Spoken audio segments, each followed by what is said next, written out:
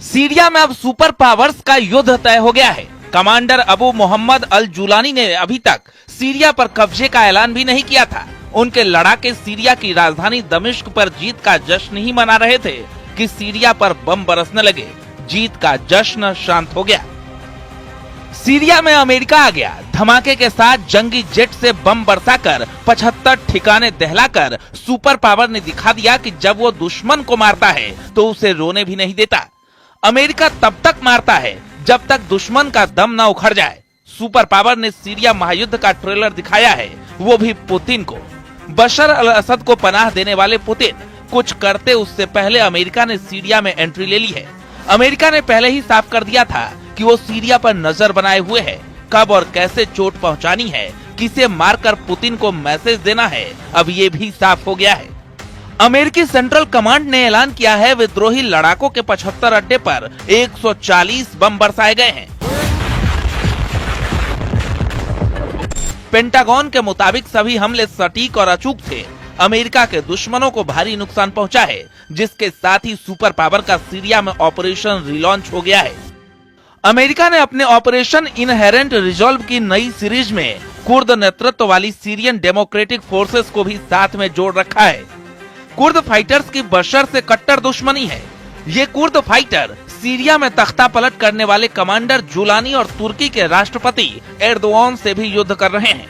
वहीं सीरिया में अमेरिका के टारगेट पर आईएसआईएस के लड़ाके हैं। अमेरिका ने धमकी दी है कि सीरिया में कमांडर जुलानी ने गलती से भी टेरर ग्रुप के साथ हाथ मिलाया तो सर्वनाश तय है।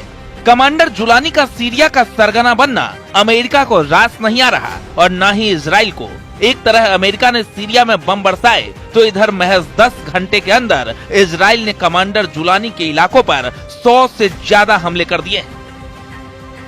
दावा तो यहाँ तक किया जा रहा है कि रूस भागने के बाद असद के सीरिया पर अब इजराइल एक बड़े इलाके पर कब्जा करने जा रहा है। आखिर सीरिया में ये कैसा खूनी खेल, इसे अब इजराइल के हवाई हमलों से समझ सकते हैं। जिस वक्त सीरिया की राजधानी दमिश्क में कमांडर अबू मोहम्मद अल जुलानी के लड़ाके जीत का जश्न मना रहे थे, ठीक उसी वक्त इजराइल के फाइटर जेट F-35 और F-16 सीरिया पर हमला करने के लिए टूट पड़े। इजराइल की जबरदस्त एयर स्ट्राइक में कई हवाई अड्डे, सैन्य ठिकाने, हथियार डिपो और यहां तक कि केमिकल फैक्ट्री तक तबाह और बर्बाद कर दी गई है। ये हमले राजधानी दमिश्क समेत कई शहरों पर हुए हैं। एर्दोगन का खासम खास जुलानी से अमेरिका नफे नुकसान का गुणा भाग कर रहा है। इससे भी ज्यादा सुपर पावर को खतरा इस बात से है कि बशर अल असद ने मॉस्को में डेरा जमा लिया है। प्रेसिडेंट पुतिन की शरण में बशर के जाने के मायने समझना मुश्किल नहीं है। रूसी ऐसा देश है जो बशर को अमेरिका के ताप से बचा सकता है। प्रेसिडेंट पुतिन ही इकलौते लीडर हैं जो दोबारा बशर अल असद की वापसी दमिश्क में करवा सकते हैं। पुतिन बशर के मिशन इम्पॉसिबल को पॉसिबल बनाने का दमखम रखते हैं। पुतिन की कुछ मजबूरी भी बशर के हक में जाती है। पुतिन ने इशारे में जता भी दिया है कि सीरिया में क्या होने वाला है। वियना में रूस के राजदूत मिखाइल उल्यानोव का ये मैसेज सीधे अमेरिका पर बड़ा तंज है। इसे पुतिन का ओपन ऐलान माना जा रहा है। मिखाइल ने पुतिन के इरादे जाहिर करते हुए लिखा है कि रूस कठिन परिस्थिति में अपने दोस्तों को धोखा नहीं देता। यही रूस और अमेरिका में अंतर है।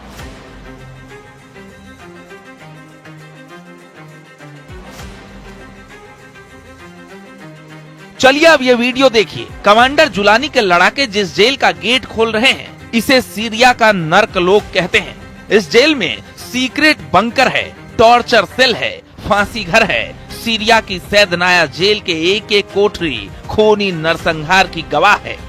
धरती के नीचे 3 तल्ले में फैली सुरंग नुमा जेल से जुड़े दिल दहलाने वाले किस्से हैं।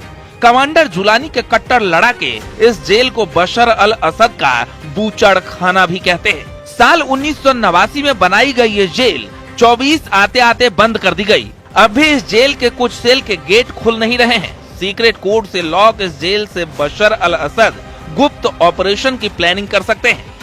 मतलब एक तरफ रूस, ईरान, चीन अपना दाव खेल रहे हैं, वही दूसरी तरफ अमेरिका, तुर्की, कतर और इजराइल मिलकर सीरिया पर कब्जा करने में जुटे हैं। सीरिया और इजरायली सेना के दावों के मुताबिक लगभग 18 घंटे पहले इजरायली वायुसेना ने F-35 और F-16 जेट से सीरिया पर ताबड़तोड़ एयर स्ट्राइक की है। दावा किया गया है कि सीरिया की राजधानी दमिश्क के काफर सूसा पर बड़ा हवाई हमला हुआ है। इसके अलावा इजरायली जेट्स ने माउंट कासिलोन में मौजूद हथियार डिपो को भी उड़ा दिया है। दावा तो यहाँ तक किया गया है कि इजरायली वायुसेना ने F-35 और F-16 जेट से खाल खाला एयरबेस को भी उड़ा दिया है। दावा किया जा रहा है इस एयरबेस पर कई तरह की मिसाइलें मौजूद थी जो जुलानी के लड़ाकों के हाथ लग सकती थी। अब सवाल उठता है कि इजरायली सेना सीरिया में इतनी तेजी से हमले कहां और क्यों कर रही है, तो जरा इसे भी समझ लीजिए। सीरिया में विद्रोह हमलों के बाद हुए असद सरकार के पतन के महज 6 घंटे के बाद ही इजराइल ने गोलान हाइट्स के पास सीरियाई इलाकों में अपनी सेना भेज दी। इजराइल ने इस तैनाती को अपनी सुरक्षा के लिए जरूरी बताया है। इजराइल के इस नए ऑपरेशन का पूरा फोकस अभी सीरिया के 3 इलाकों में ज्यादा है, जिनमें कुनैत्रा, नवा और दारा है। इजराइल ने सीरिया में करीब 100 से ज्यादा हवाई हमले किए हैं और वो लगातार अपने हमलों का दायरा बढ़ा रहा है। इजराइल ने गोलन हाइट्स से निकलकर डीमिलिटराइज्ड जोन में भी अपने हमले शुरू किए हैं। इजराइल अब सीरिया के 14 किलोमीटर तक के इलाकों में घुस गया है। हालांकि इस कब्जे को इजरायली अधिकारियों ने अस्थायी बताया है। कुछ वॉर एक्सपर्ट्स का मानना है कि इजराइल को पहले से ही इसकी उम्मीद थी कि जब विद्रोही गुटों का सीरिया पर कब्जा हो तब ही वो अपना ऑपरेशन स्टार्ट करे, ताकि उसको जवाब देने के लिए इन इलाकों में कोई सेना ना हो। लेकिन सीरिया में अमेरिका के करीब 900 सैनिक हैं। अमेरिका सीरिया में ज्यादातर बमबारी खाड़ी देशों में मौजूद सैन्य अड्डों से अंजाम देता है और दूसरी तरफ रूस ने सीरिया में नेवल और एयरबेस बना रखे हैं, वो भी 2017 को हुए समझौते के बाद 49 साल आगे के लिए। साल 2015 में बनाए गए खमेइमिम एयरबेस पर रूस के तमाम लड़ाकू हेलीकॉप्टर की तैनाती है। वही टार्टस नौसैनिक अड्डे पर रूसी नेवी के ज्यादातर जंगी हथियार तैनात हैं, जिनसे पुतिन जब चाहे जिसे चाहे सीरिया से मार भगा सकते हैं। बशर अल असद अरब वर्ल्ड में रूस के सबसे जिगरी लीडर हैं। मॉस्को तक उनकी सुरक्षित विदाई भी पुतिन की वजह से मुमकिन हुई है। बशर के परिवार को खरोच आए बिना पुतिन ने जिंदा बचाकर एर्दोआन के प्लान को तो फ्लॉप कर दिया है, लेकिन पुतिन का मिशन सीरिया अब भी अधूरा है। प्रेसिडेंट पुतिन को सीरिया में अमेरिका की मौजूदगी ही नागवार गुजरती है। पुतिन असद की वापसी का क्या प्लान बना रहे हैं? कैसे अमेरिका का सेकंड टाइम सीरिया में सरेंडर मुमकिन है? ये जानने से पहले बशर अल असद के उस स्लॉटर हाउस के भीतर चलिए जो सैद नाया जेल के नाम से कुख्यात है। कुल मिलाकर हालात ये हो गए हैं कि सीरिया के राष्ट्रपति रहे असद मॉस्को में पुतिन के रहमो करम पर बाकी जिंदगी काटेंगे और इधर जुलानी अब इजराइल के साथ साथ पूरे मिडिल ईस्ट के लिए एक बड़ा खतरा बन गया है।